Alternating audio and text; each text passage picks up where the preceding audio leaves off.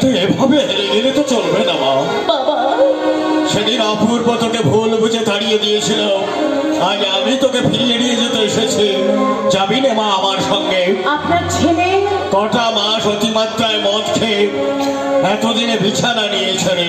বাবা, সেটি সব দিন নাওয়া খাওয়ার ঠিক নেই, ঘরে ফেরার ঠিক নেই, এমনি অনিয়ম করলে জমেরও মরতে দেরি হয় না। আপনার ছেলের কথা বলুন বাবা। প্রথম প্রথম জ্বর আর কাশি শুরু হয়েছিল, তখন ব্যাপারটা গোপন করে সমানে অনিয়ম চালিয়ে যাচ্ছিল।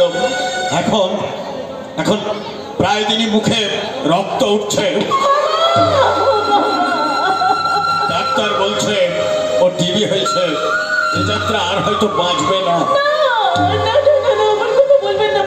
মিশ্র বাড়ির আশা ভরসা ওই আমার একমাত্র শিবরাত্রির প্রদীপ নিভে গেলে বুড়ো বয়সে সে ব্যথা আমি কেমন করে সইব বলতে পারিস মা?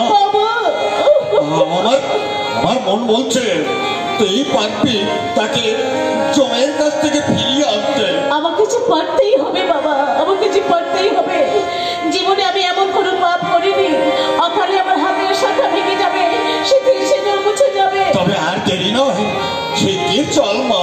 আপনি একটু দাঁড়ান, আমি এক্ষুনি বেরিয়ে আসছি। দাঁড়াবো কেন রে? এত দূর এলো আর বাড়িতে ডাকবি না? তোর বাবার সঙ্গে একটা বার দেখা করে যেত। বাবা কি রে?